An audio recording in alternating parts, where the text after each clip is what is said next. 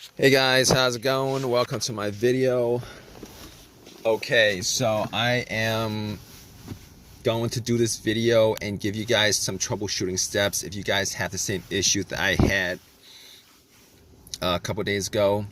I did get the problem fixed. Just want to tell you guys what I did to fix this issue, which was a crank but no start situation. All right, so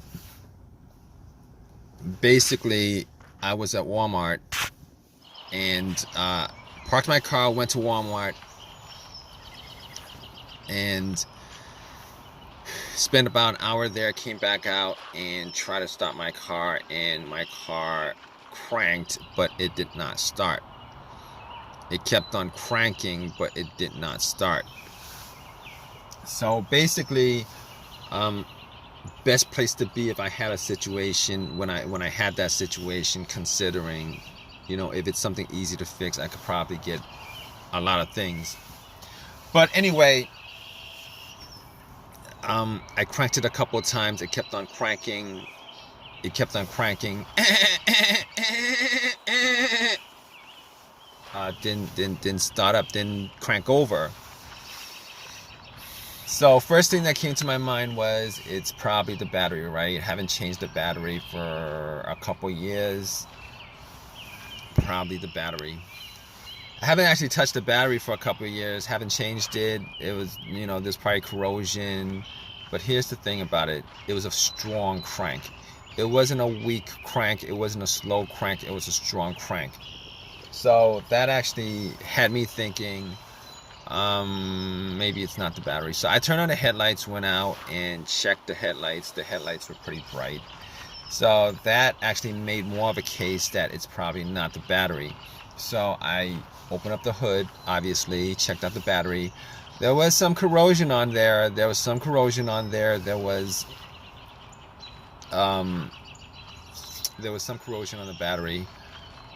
So basically what I did was I took some cans of Coke that I bought and put 2 cans and pretty much just you know, dunked it on the terminals. Pretty much just, you know, poured it on the terminals. You know, it's kind of messy, it's kind of dirty, it's kind of messy, it's kind of dirty. It, you know, it's gonna turn syrupy on you if you guys do that, but it will.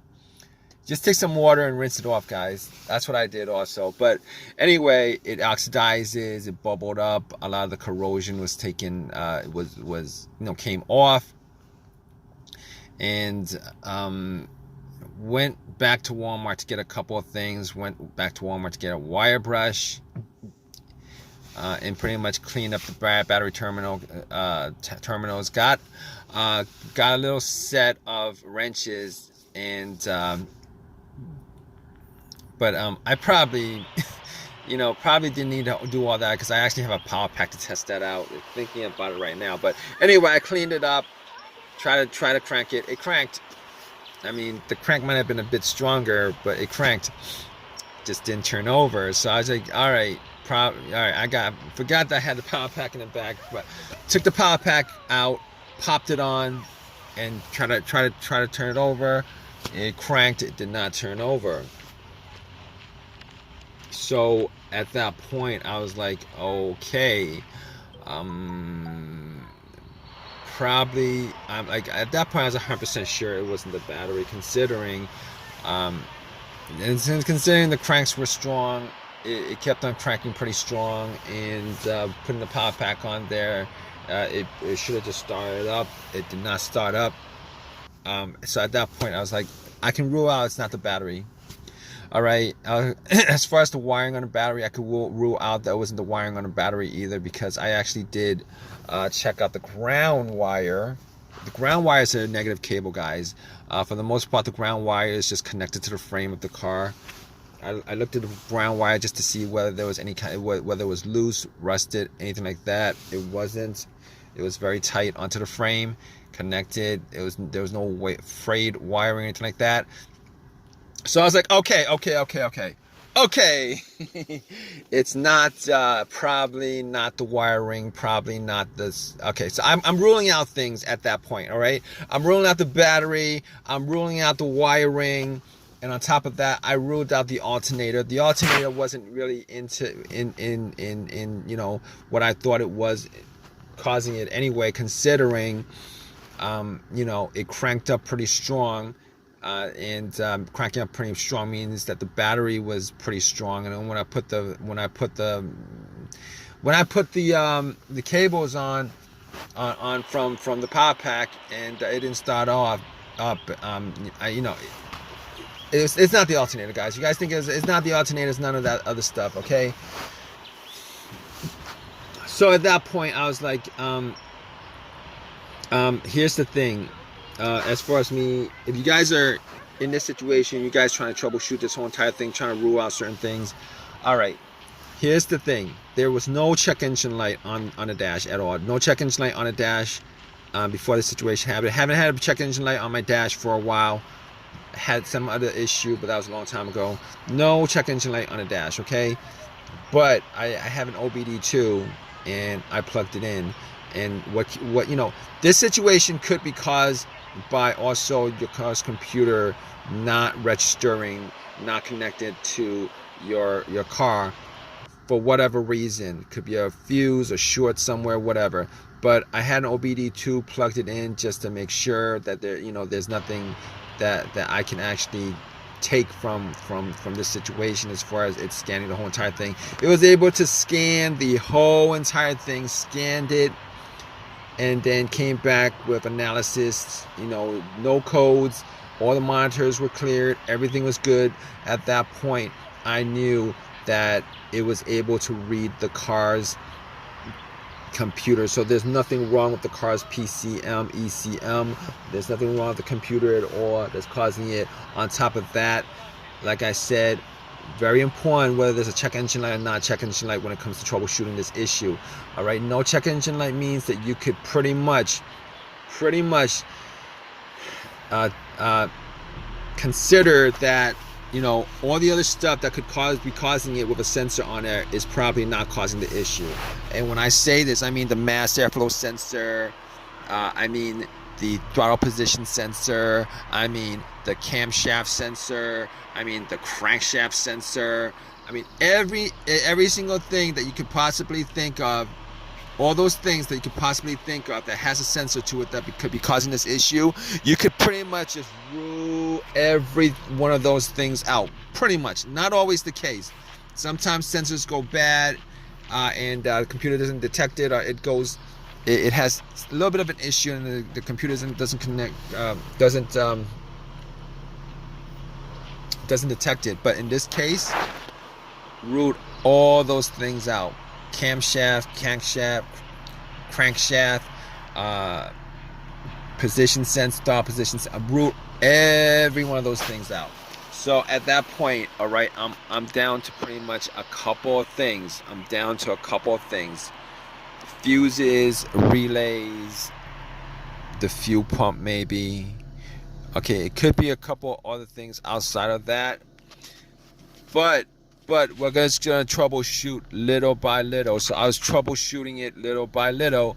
All right, so got to the fuses, got to the relays, and pretty much what I did was could not figure out whether a fuse was blown. Did not actually smell any kind of burnt smell from it.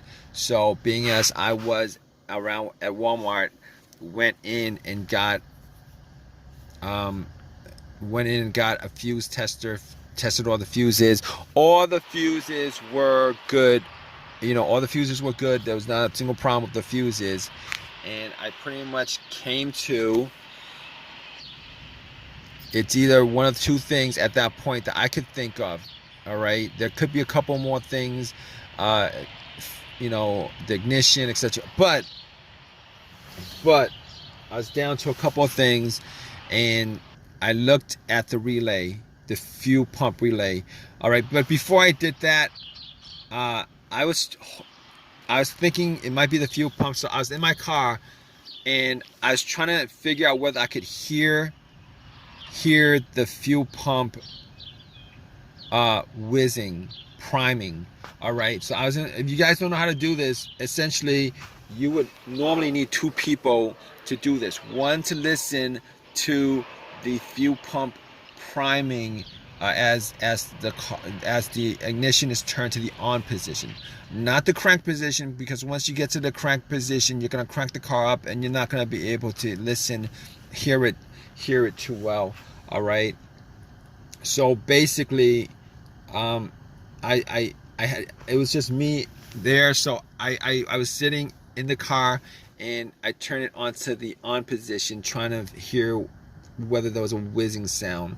All right. Normally, you would want somebody to turn on to the on position while somebody has the gas cap off, and you're listening to hear whether there's a motor sound.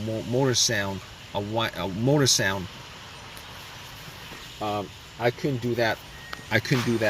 So I was listening, trying to hear it, and got to, I couldn't detect it at all. I could not detect it at all.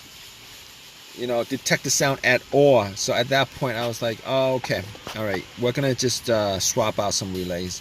So I looked at the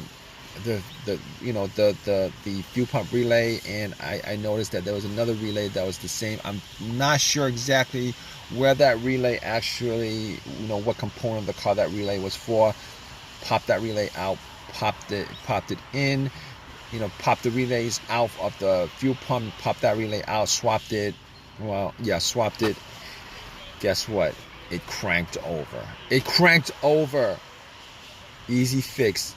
Because if it didn't crank over, I would have been sure that it was the fuel pump that was the problem, but it cranked over, guys.